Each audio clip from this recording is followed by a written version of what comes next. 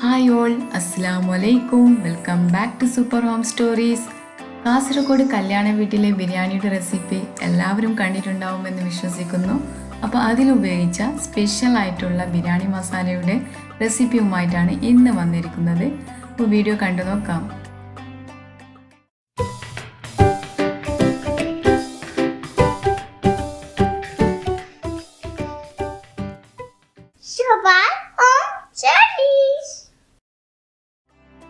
നല്ല സൂപ്പർ ആയിട്ടുള്ള ബിരിയാണി മസാല കിട്ടാൻ വേണ്ടി കുറച്ച് കാര്യങ്ങൾ മാത്രം ശ്രദ്ധിച്ചാൽ മതി.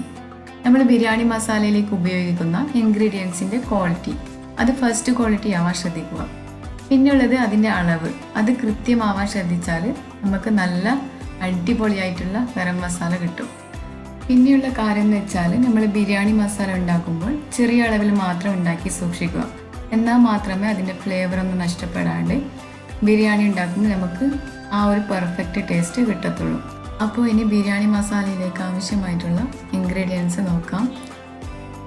1 ടേബിൾ സ്പൂൺ പട്ട, ഒരു 7 എണ്ണത്തോളം ഏലക്ക, പിന്നെ 1 ടേബിൾ സ്പൂൺ ഗ്രാമ്പൂ, 1 ടേബിൾ സ്പൂൺ പെരുംജീരകം, 1 ടേബിൾ സ്പൂൺ കുരുമുളക്, പിന്നെ ഒരു 1/2 ടീസ്പൂൺ മല്ലി എടുത്തിട്ടുണ്ട്. ഈ മലബാർ ഭാഗത്തുള്ള ബിരിയാണിയിൽ മല്ലി ഉപയോഗിക്കാറില്ല, പക്ഷെ ഞാനിവിടെ ഒരു 1/2 ടീസ്പൂൺ എടുത്തിട്ടുണ്ട്. പിന്നെ ഉള്ളത് ജീരകം, ഇത് സാധാരണ ജീരകമാണ്. പിന്നെ ഉള്ളത് ഷാജീരകം, ഇതൊരു 1.5 ടേബിൾ സ്പൂൺ എടുത്തിട്ടുണ്ട്. അപ്പോൾ റോസ്റ്റ് ചെയ്യുമ്പോൾ ഏറ്റവും അവസാനം ചേർക്കേണ്ട ഇൻഗ്രീഡിയൻസ് ആണ് ചെറിയ പ്ലേറ്റിൽ മാറ്റി വെച്ചിരിക്കുന്നത്. അപ്പോൾ ഇതിലുള്ള തക്കോലവും ജാതിക്കയും പൊടിച്ച് വേണം നമ്മൾ റോസ്റ്റ് ചെയ്യുമ്പോൾ ചേർക്കാൻ. അപ്പോൾ അതിനായി 2 തക്കോലം, 1 ജാതിക്ക, 2 ബേ ലീഫ്, 1 ടീസ്പൂൺ കസ്കസ്, 2 കഷ്ണം ജാതിപത്രി, 1 വറ്റൽമുളക് എന്നിവയാണ് എടുത്തിരിക്കുന്നത്. അപ്പോൾ ഇതിനെ ഫ്രൈയിങ് പാനിലോട്ട് മാറ്റി ഒന്ന് റോസ്റ്റ് ചെയ്തെടുക്കാം. ലോ ഫ്ലെയിമിലിട്ട് വേണം ബിരിയാണി മസാല റോസ്റ്റ് ചെയ്തെടുക്കാൻ. മാക്സിമം 1 മിനിറ്റ് റോസ്റ്റ് ചെയ്താൽ മതിയാവും.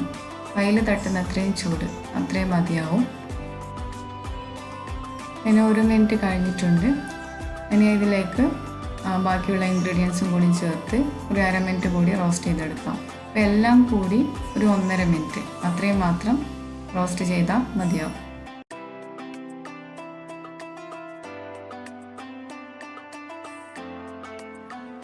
അപ്പോൾ ബിരിയാണി മസാല റോസ്റ്റ് ചെയ്ത് കഴിഞ്ഞു. ചൂടാറിയതിന് ശേഷം ഇതിനെ ഒരു മിക്സി ജാറിലോട്ട് മാറ്റി നല്ല ഫൈൻ പൗഡറായി അടിച്ചെടുക്കാം. അപ്പോൾ നമ്മുടെ കാസർഗോഡ് സ്പെഷ്യൽ ബിരിയാണി മസാല ഇവിടെ റെഡിയായി കഴിഞ്ഞു.